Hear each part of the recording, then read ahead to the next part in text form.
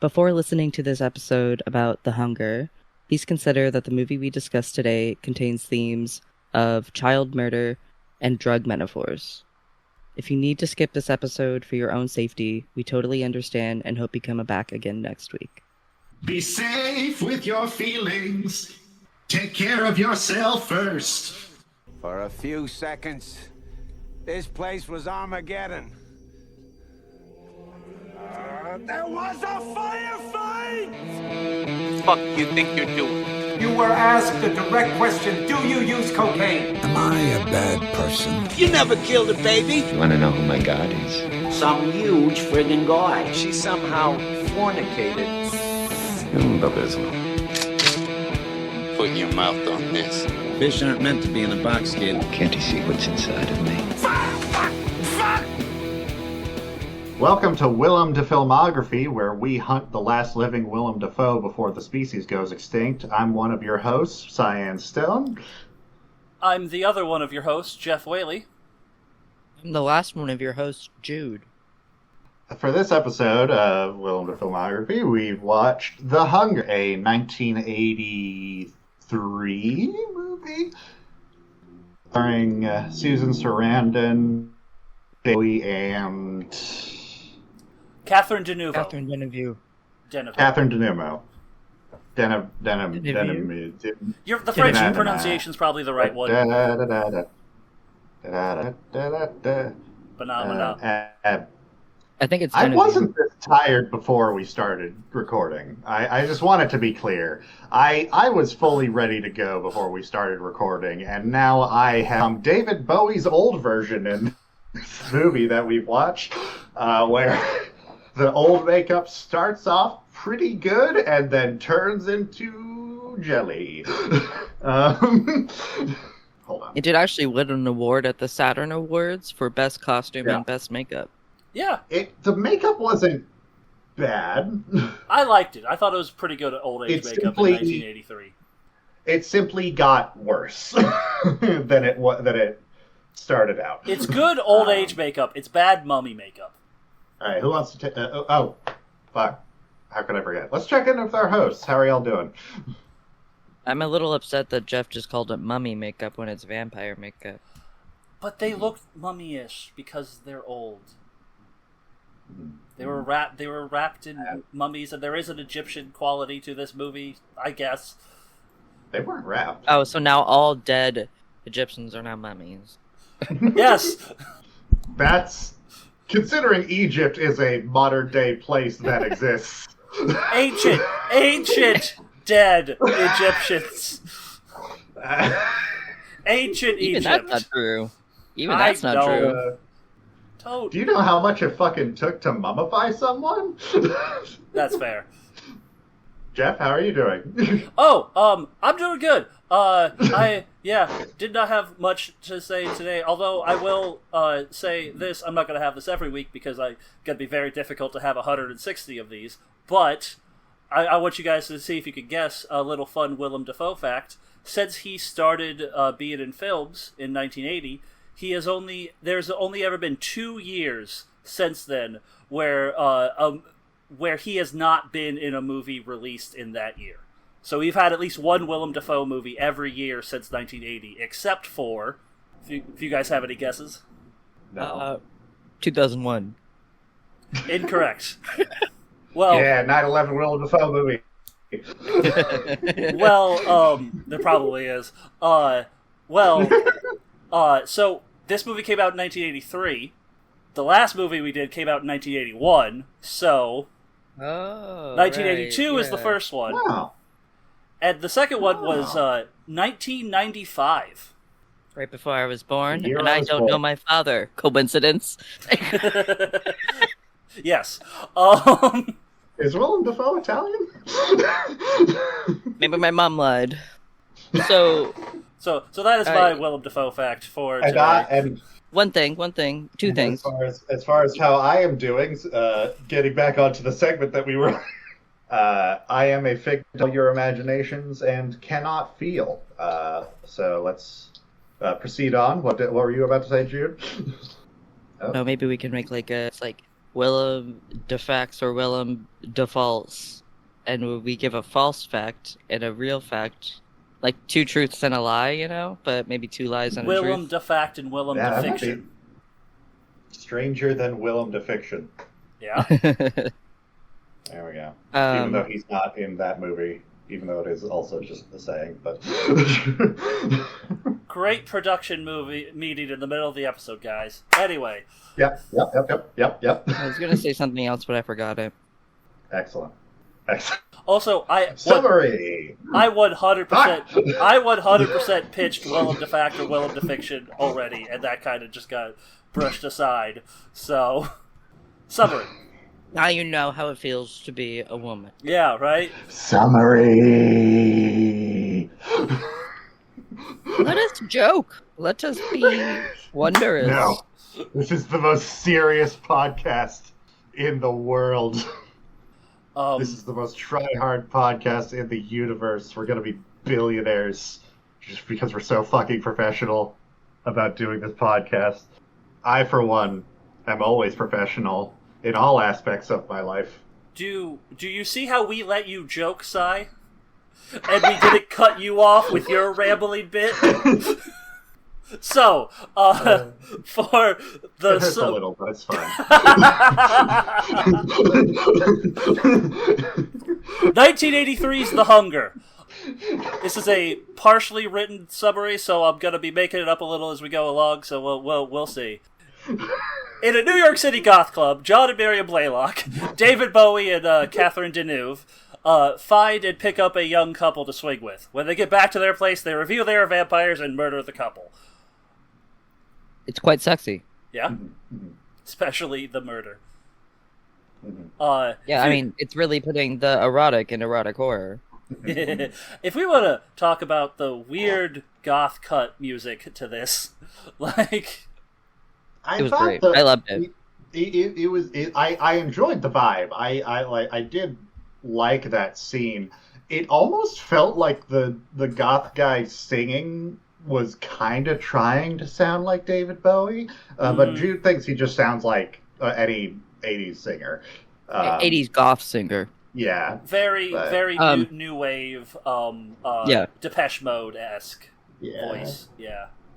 Yeah. Jeff, you did miss a part where the opening credits says makeup illusions. Yep, makeup illusions. Instead of special effects. I did. I really enjoyed the makeup illusions and the audible choreography and the clip polishing. Mm-hmm. And this is the first part of this movie where I said goths should not write. And I defended them and said they should. I will say a little background.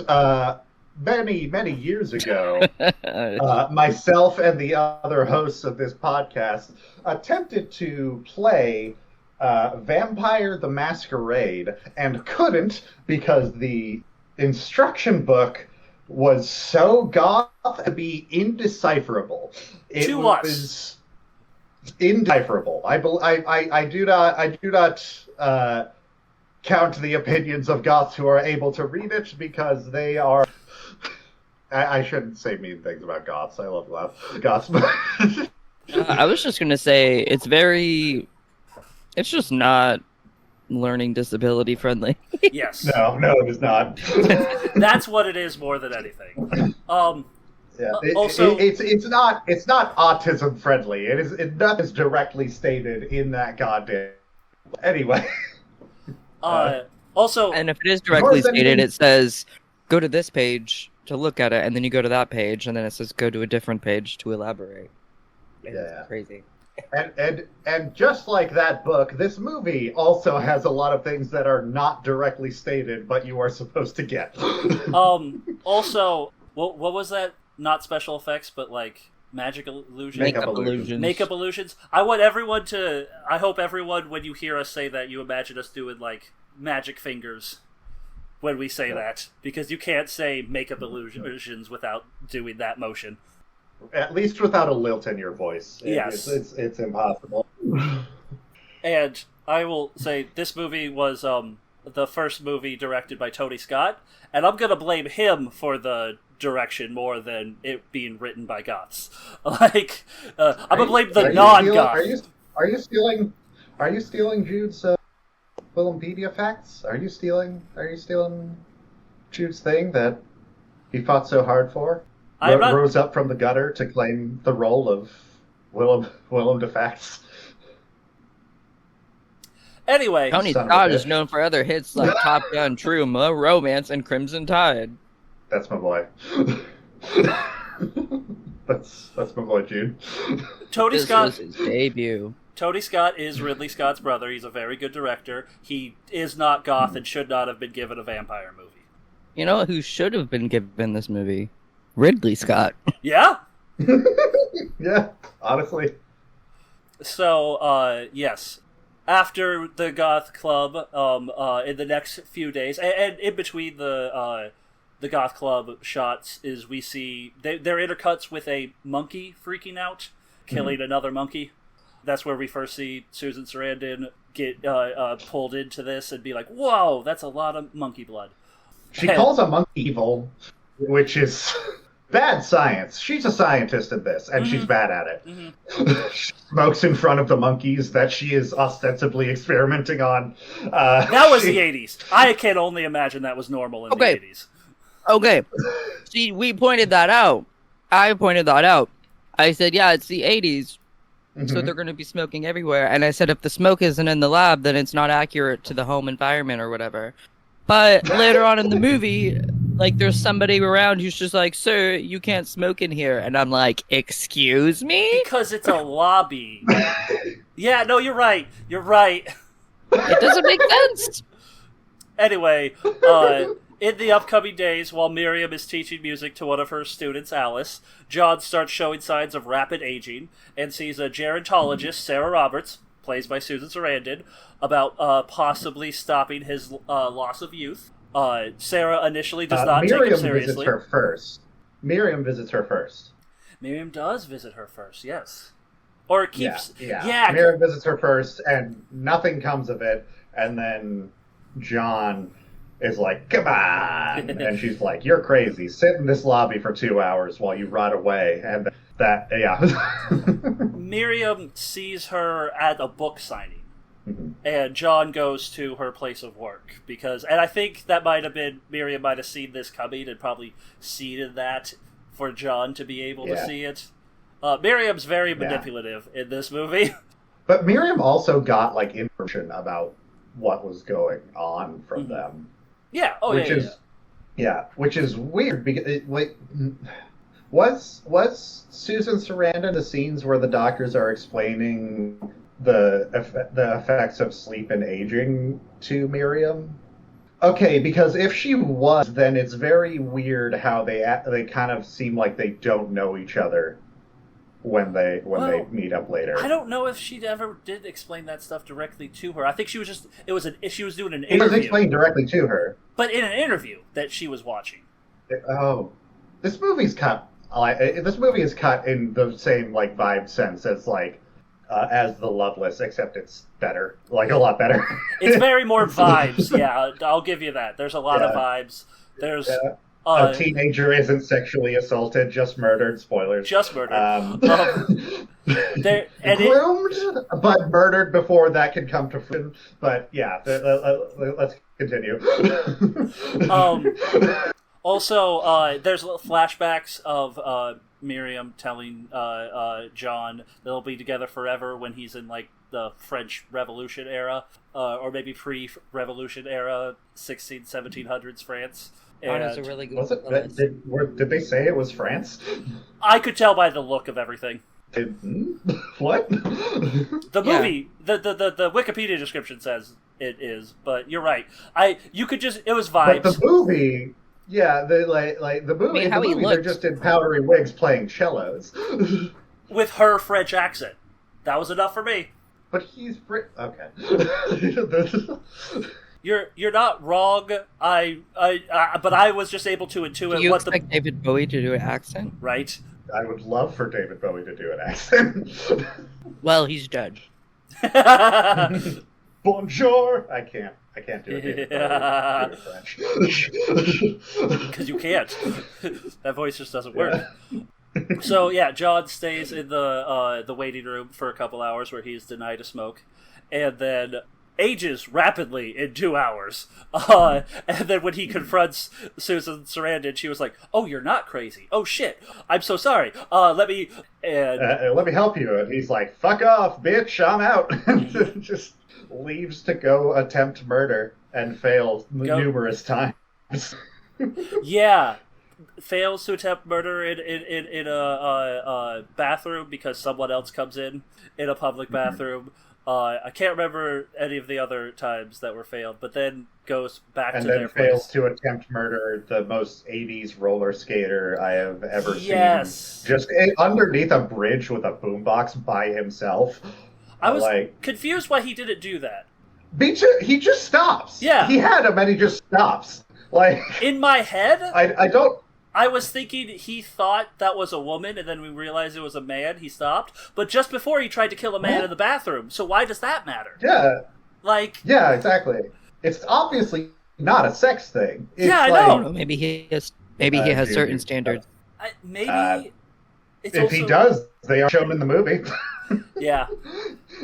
It could have been he got too weak to finish it at that moment. That's probably what they were going for, but it did not. But he was right there. Yeah, he was right there.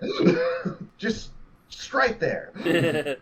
But he may have been too weak to kill the rollerblader. But then he went home and got introduced to the student from earlier, Alice, who he wasn't introduced to her. He knew her already. I know. Yeah, they already knew each other. But she didn't know him because he's so much older now.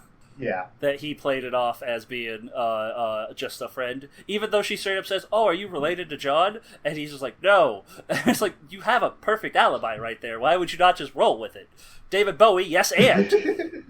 You both have David Bowie eyes. It's just like the one dilated pupil from a head injury in your youth and the regular ass eye. And then David Bowie, out of hunger and trying to be like, if I just have this blood, I'm going to live forever, and all of this is going to be reversed, and I'm going to be young again. And so he kills the child that Miriam was trying to groom. Side note, it was as he was killing the child that I finally realized that the child was meant to be female passing. I know they were meant to look androgynous, but I seriously thought they were supposed to be male passing the entire movie. And I know typical androgynous teen. Yeah. No, I was just genuinely shocked when I realized that they called her Alice. I missed that. I don't pay attention to names in movies. Same. I only realized that she was a little girl when she said over the intercom, "It's Alice. I have lessons tomorrow, but I'm not going to be able to make it." Before that, I was just like, I like how androgynous this person is. See, that didn't seem androgynous to me. That just seemed like... What? Yeah. How? I don't know. It just... Maybe this is my age and where I grew up, but a boy playing a violin, that's not a thing. Fucking what? I don't know. Just everything about it just seemed this very much felt like a girl taking violin lessons, and yeah. That's definitely your age / where you grew up thing, because that's what? That is definitely you, Jeff. Okay. Yeah. A violin is not inherently a manly or I know it's not. instrument. I know it's not, but everything about it just... I know violin's not inherently manly, but just... No, I mean, feminine. I'm not even talking inherent... Well, yeah, obviously, inherently, nothing has an inherent gender, but I'm even talking, historically, it's not even a feminine instrument entirely. Yeah, I've seen plenty of historic men playing violin. I know it is, but just with the hair length and everything in the 80s, it just very much felt like, oh yeah, that's a girl. I don't know, I thought alternative boy. Yeah. I guess I just don't expect a rich person to be that alternative in an 80s movie. It was a goth movie. They went into a goth club. Are you? No. I know a rich kid. It's I don't know. The way they were dressed, they just dressed like affluent kid, and it's just like, yeah, I don't know. What? They look like a homeless They kid dress- to me. Yeah, they dressed like a fucking Just a regular 80s ass kid. teen. Yeah. How is that affluent? Yeah, the fact that they were taking violin lessons, that's the affluent nature of it. Violin lessons are fucking expensive. Man, we are uncovering some weird implicit bias in Yeah. Jeff's interpretations of things in this episode of Willem to Filmography, ladies and gentlemen. And I'm not this harsh on it. It just, I vibed with what the movie was trying to say right away, and so that's why I think I'm just trying to come up with reasons why I was able to vibe with it. But I don't know. She read very much like an 80s tomboyish teen girl. So androgynous? I think there's a difference between tomboy and androgynous, but yes. Oh my god. Oh my god. Oh my god. I do think there is a Oh difference, my god. especially in the 80s. Oh my god.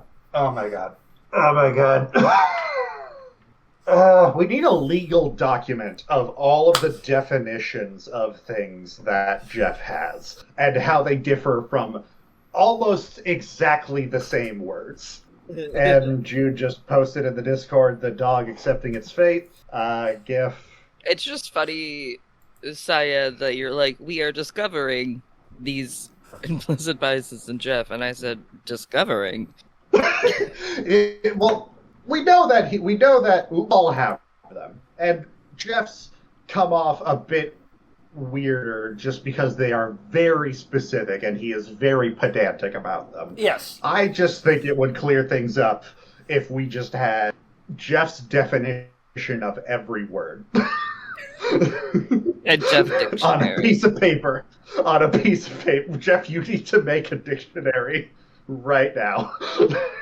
So we can avoid tragedy in the future. Because, my God. I like the pedantism. Anyway. I don't think tomboy is androgynous. What the fuck are you There's talking overlap, about? but there's definitely a difference. I would say tomboy falls under androgynous fashion. Yeah, I guess I Anyway, David Bowie murders a child that was being groomed by Miriam. Yes, he murders a child, and when Miriam comes home because she was gone because John pissed her off, and he's just like, yeah, and she just left him there to age, and when she came back and he was old, he wanted to like be put out of his misery, and she said, "Oh, there is no putting out of your misery," and just like watches as he falls down the stairs, and then she puts him into a coffin, in with a bunch of other coffins of former lovers that she's been doing with this for thousands of years. Yeah, yep. He doesn't just say, "Put me out of my misery." He's like, "Kill me," and. There's this cut between them in the piano room trying to make out, but Miriam not being into it because he's old now, and cutting to her disposing of Alice's body and David Bowie's old man character walking in like a kid telling his parents he just threw up and saying, it's the same vibe. It's like... He shows up at the doorway like, "Kill me!" Please. It really got me when it happened. But by the way, this is the first episode of Willem to Filmography where two of the hosts watched the movie together. Me and Jude found a shady site to watch this. And, I don't know what you mean shady. Shady in is a subjective. Totally legal way. The site did have a pop-up that said Julia sent you a sex request, so I think we could call it a bit shady. It was totally legal. Yes, a completely legal, if not somewhat shady way, but. Yeah. So it's revealed that Miriam is manufacturing goo monsters. Yeah, so when anytime her current lover starts getting too old for her liking, she just puts them away in a box and hides them forever because she does want to keep them because, again, manipulative little bitch. Yeah. She doesn't have it in her to kill them, so... Yeah. Yeah. And after... Too sensitive. Yes, such sense. She just loves too much. After this happens... We've all been in healthy relationships. Like... Yeah. After this happened, Sarah comes looking for John because she was able to find his address. She's like, that guy aged 30 years in 2 hours. This is perfect for my study. And Sarah was the only one who noticed, by the way, even though the receptionist nurse was like sitting right the fuck in front of him. In real time. And yeah, in real time, just saw it happen and was just like, well, same shit, different day. Hey, it's New York. What are you going to do? It's New York. I forgot it's New York. I forgot. Anyway. Forget about it. Forget about it. We will not apologize to New York for our accents. No. Never apologize. Yes. So, Sarah goes to the house. Miriam says he is in Switzerland. And then just kind of shoos her away until, I believe the next day a cop comes by saying, like, hey, one of your students died and they don't know where she is. Like, do you know anything about this? One of yours is missing. Missing. They're asking about the missing kid, and Miriam, like, completely is like, I don't know what you're talking about. And then later, Sarah shows up very shortly after, and they start talking, because Sarah's, like, curious about this, but they start talking, and then it just devolves into a very, very sensual, sapphic flirting session of and then fucking yes, they fuck and Miriam turns her into a vampire while they fuck, and it is very hot. I have many comments on this. I had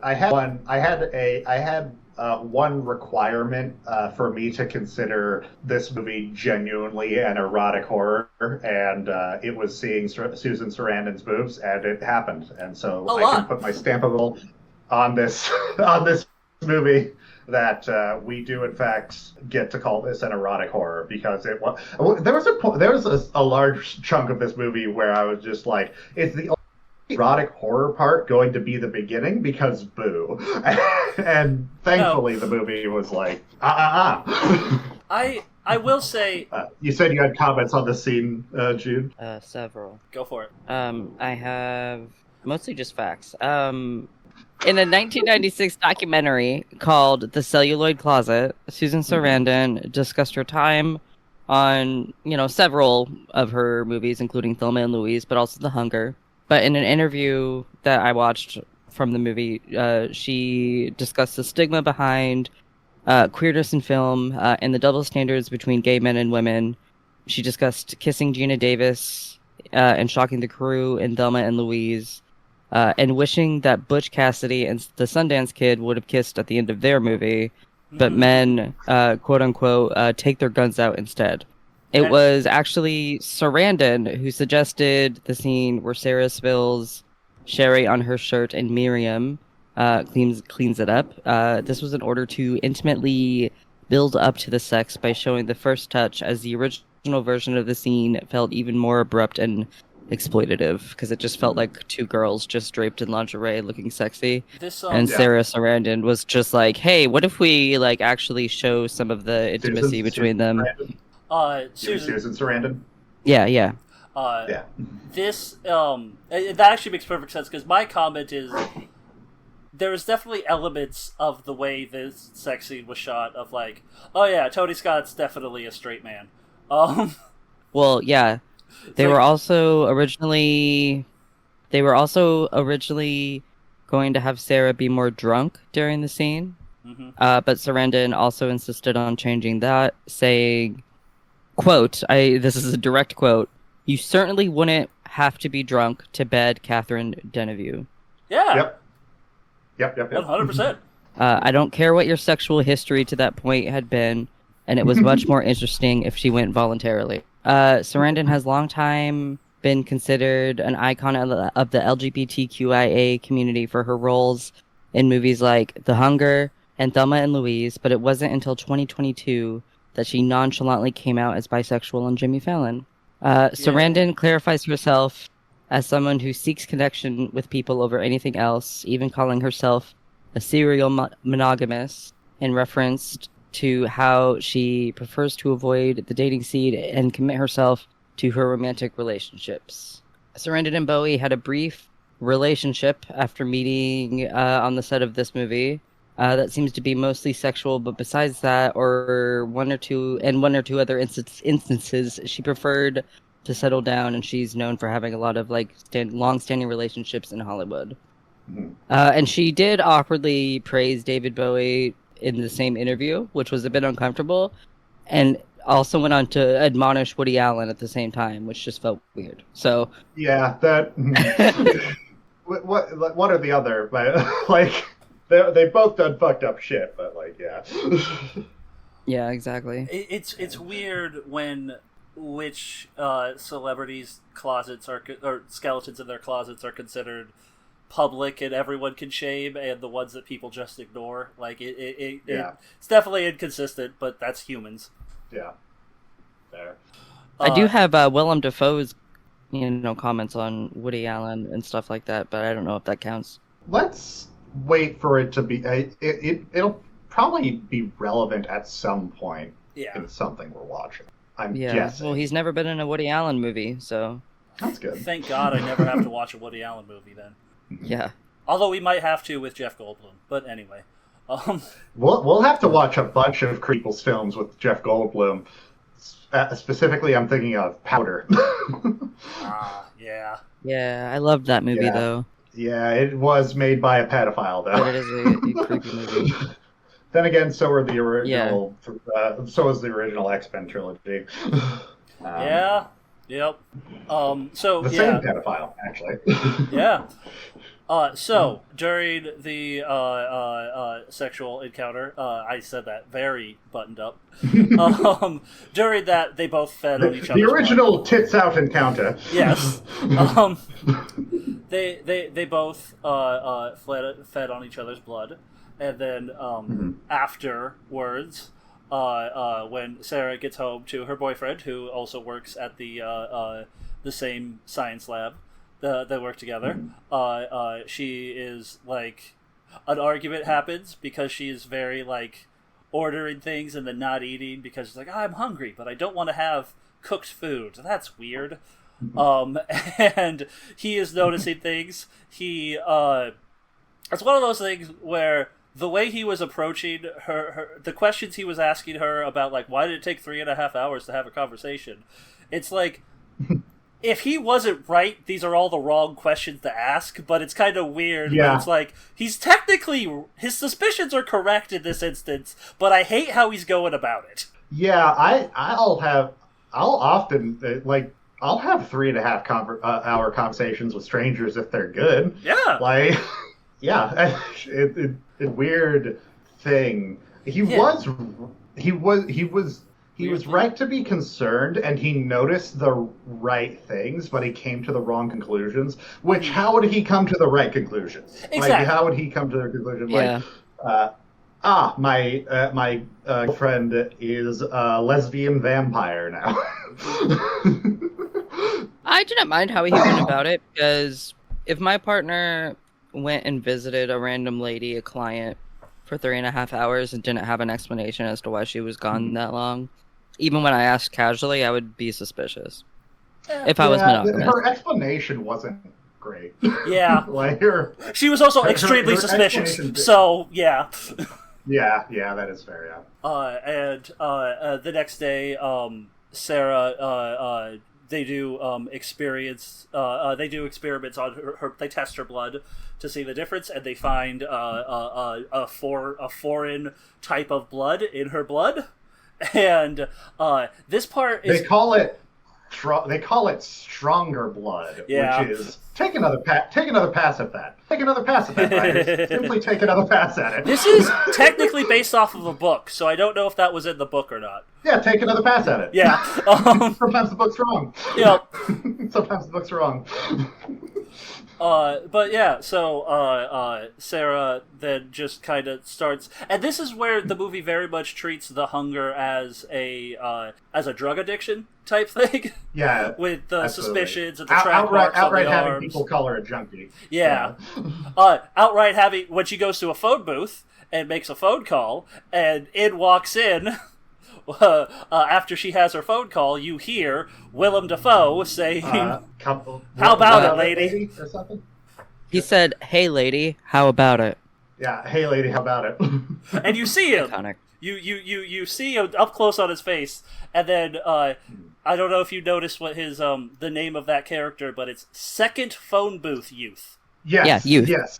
Yep. The other phone booth youth was John Pacow. Cow. That's all we have to say about that. That's all I have to say. Yeah, and then so yeah, Sarah's just kind of lost and confused, and goes to Miriam, and Miriam starts explaining the whole vampire thing, and tries to tell her how to feed and whatnot, and then Tom shows up at Miriam's place, and Miriam's like, "Oh yeah, she's upstairs in the guest room. Go ahead and see her."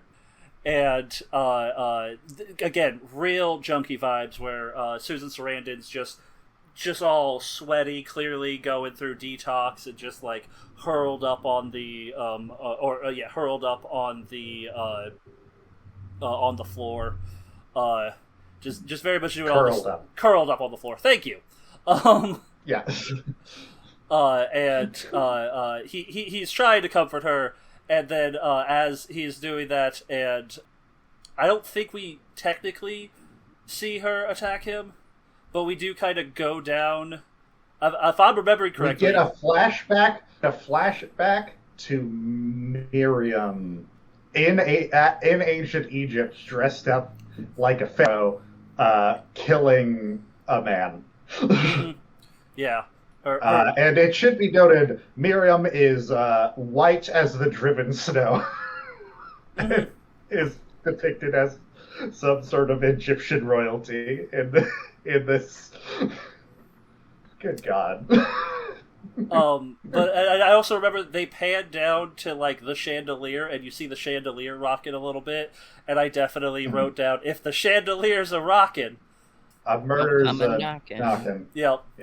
Someone's getting killed, and then Miriam comes down covered in blood, or not Miriam. Sarah comes down covered in blood, and then Miriam is like just assuring her of their like next, like it's comforting her and all of that things, and says the same thing she said to John in that flashback of forever and ever, which means until you get old.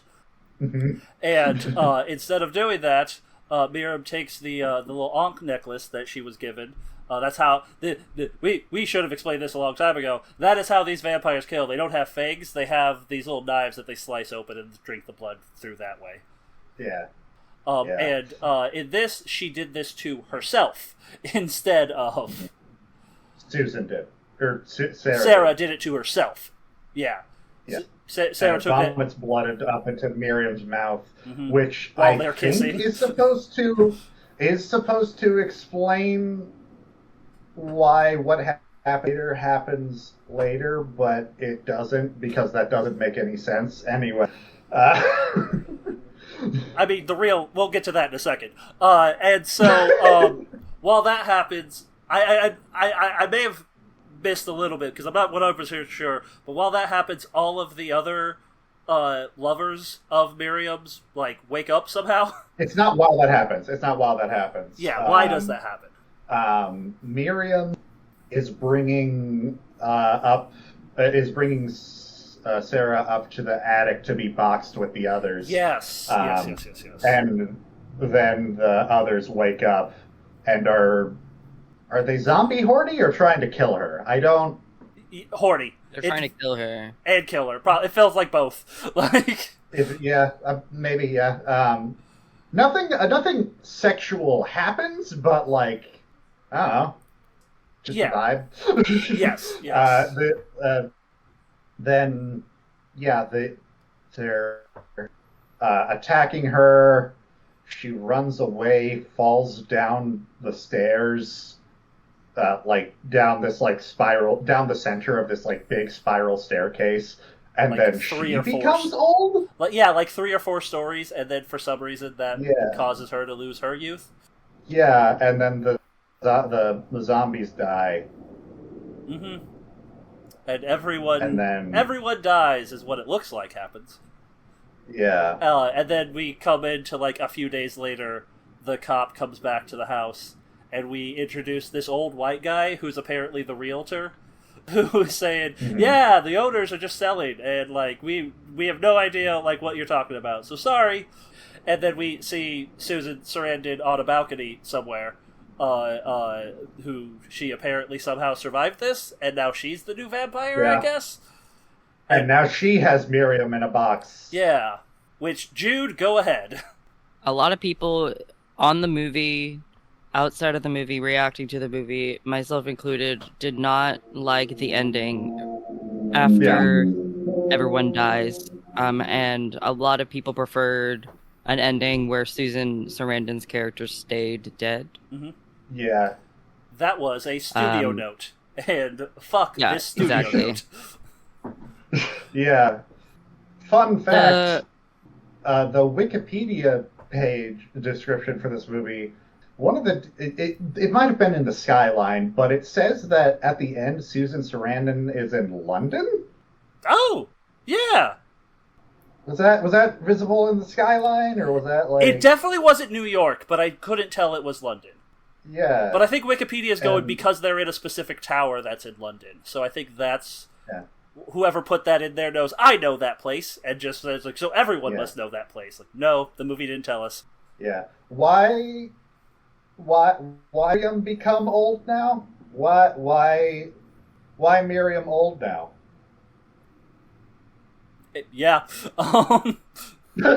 Why Miriam old now, screaming at bottom upstairs? Why? My theory is that it's not good to drink vampire spawn blood if you're a regular vampire, but that also doesn't make any sense because her blood is clearly like the dominant thing here, so why would it matter if she got Sarah's blood? Well, they were saying that Sarah's blood was being taken over by Miriam's. By Miriam's blood, so why would it matter? If it was well, yeah, because it's being taken over and slowly becoming stronger itself. So, I mean, at that point, her blood was probably Okay. They said it was like spreading like a virus and taking over her blood. Okay, so that makes sense why that happens. I guess. Kind of, not vibes. really, but the answer is vibes. Yeah. Anyway. Willem Dafoe! What? That's what I mean! Yay! Gather round, children. For Jesus. I have studied this. Long over a long, restless night, and I have finally determined what the movie was trying to tell us. Because, like many things, Willem Dafoe's role in this is confusing and vibes-based. He is credited as telephone booth youth number 2, which throughout this movie, it is stated over and over again that ages you considerably day to day, the longer you go without sleep. And I think this movie brilliantly shows us how that can occur in people by showing 2 lay people without any names in the credits, just looking like 47 as hell and being credited in the credits as youth. Willem Dafoe is a telephone booth youth in the same way that insert joke I am blanking on right now later. he does not look. This movie is 2 years it was released 2 years after The Heartless, and he looks like 15 years older than he did in that movie. He like The Loveless. In The Loveless, yeah, that one. I don't think he looks that much older because I barely saw he him. looks. Honestly, we might be discovering some cryptidness about Willem Dafoe because he looks very old in Heaven's Gate. Then he looks really young in The Loveless, and he looks between those two in The Hunger. And that is true. I think he might be a Clayface man who smushes his face in different ways depending on the role. He is. I think he's wearing a skin suit, and he has to take it off every so often. And when he puts it back on, it's not always the same way. He is pre-molt in this scene that we see him in. Yeah. Yeah. And would you say that the reason Willem Dafoe looks his age now is because he has reached the lobster zenith of growing much too large to be able to molt out of his shell without dying? Is that something that we should consider? Yes. No.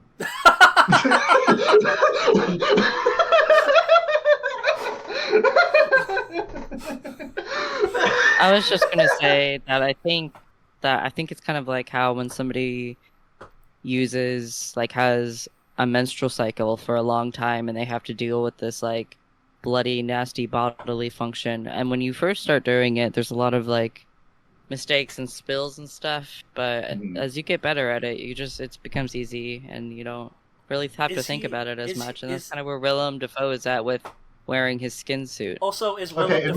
in my mind, he looks young again whenever he molts his skin suit. Are you saying that molting the skin suit has nothing to do with that, and in fact just happens? You know, like I said, he has to take it off every so often. So if you want to call that molting, but no, he's a thing in the skin suit. We don't know what's inside the skin suit. I would call taking off your skin molting. Well, no, molting implies that you're shedding your skin. I'm saying he puts the skin back on. Yeah, this is a suit. This is an Edgar suit. So every time he puts it back on, it's slightly different. Yeah. He takes off his skin, takes it to the dry cleaners, and picks it up the next Sunday. Yeah. Honestly, when we get to Platoon, he's gonna look younger. So yeah, that doesn't not work. Who is Willem Dafoe's skin guy? Listen, I discovered my old coworker was a Wait, werewolf. what? I can discover what Willem Dafoe What? is. What? Where? What? I will not elaborate. Okay, moving on. So, I do want to say my question one more time. Who is Willem Dafoe's skin guy? Who is the guy he takes he takes what dry cleaning? Probably like one that we don't. Probably like a local, laundromat that doesn't make a big deal that he's Willem Dafoe. Like I would guess that would be where he goes. Yeah. Anyway. Anyway, I feel like we've discussed most of what we need. Should we go on to Willem Dafoe or Willem Dafoe? Let's go. You know, I'm something of William Dafoe. myself. I would say Willem Dafoe. I am moved by this young man's story of hardship, aging incredibly fast, and just wanting to use a telephone booth to say one last thing to his mother before he passes in the next week. Jude? I think this rapscallion of a Dafoe, I'll say he's a defriend. Mm-hmm. Mm-hmm. If I saw him on the street, I probably wouldn't walk up to him unless I was being pursued by another scarier man, in which I would be like, please, can you pretend to be my brother or somebody associated with me and save me? And then we'd fall in love and live happily ever after. Yep. Willem Dafoe's massive hog. Yeah, Stronger. that's apparent. Okay, no, we'll get to that when we get. Yeah, No, we can't talk about. We cannot talk about that right now. We'll get to it with Antichrist. We'll get to it with Antichrist. I will say, Willem Defriend as well, because he was very he was able to fully come across of like, hey, are you able to fully say, hey, are you done with that? I would like to use that phone booth next with the simple, how about it, lady? Like, in a very concise way. But that's not what he was saying. He was giving wisdom in his last hours on this earth of, hey, lady, how about it? How about it? Exactly. Like there was the surface Do level. we ever take the time? Yes. Do we ever really take the time in our lives to stop and think, hey, lady, how about it? And I think that's a message that we can take away from this movie. Absolutely. The complete subtle mastery of his advice in that very simple scene. Did we like the movie? Yeah, I loved it. Actually, this is my favorite one. I really like the movie. I'm gonna. It's the best one we've seen so far, but it was rough and it was basically just vibes. But like, I might be biased because of how horrible the love list was. Mm-hmm. But I significantly enjoyed my watch of this movie more than the past two. It's the best one we've seen so far. I'm still gonna say a no, but very much a ambivalent no. Like the most take it or leave it no you could possibly give to a movie. We should remind listeners that Jeff is the cis man of this podcast.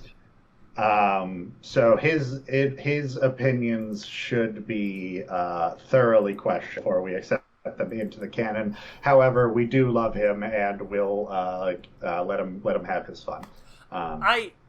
We're not going to get into me being... That was too mean. Yeah. That was too mean. I'm sorry. We can cut that one. That was not too mean at all. It's a thing. Gone there before, haven't you? So here's the thing about being public figures on a medium that people can listen to and take their own interpretations from. We might cause our audience to be meaner to Jeff than they should be if we do that too much. I mean, that's why I haven't been very mean to Jeff. It's like a thing that lives within me that needs to get out. But I do love you, Jeff. That wasn't that mean. You're fine. Then I will say. Welcome, everyone, to the Willem Defend. See you next episode where we talk about... Streets of Rage. Or Streets of Fire. Streets of Fire. Streets of Fire. I have heard... I don't think it's going to be a good movie, but I've heard it's a very fun, stylish movie. So this might be the first movie I like out of the next one. So, yeah. The poster is certainly horny. Yes. Rick Moranis is in it. I'm in. Hold on, what?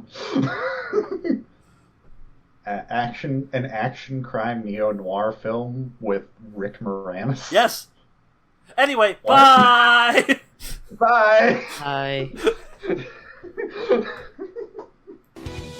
You've been listening to Willem the Filmography. Our theme song is Cherry Metal by Arthur Vink. You can find this podcast on Spotify, YouTube, Amazon Music, and most places you find podcasts. Go ahead and like, subscribe, and review anywhere you can.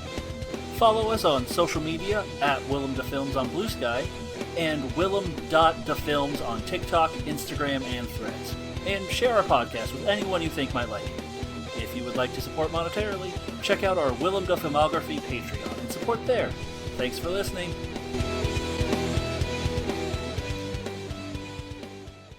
Bravo, sir. I've had about enough of your shit too, Billy.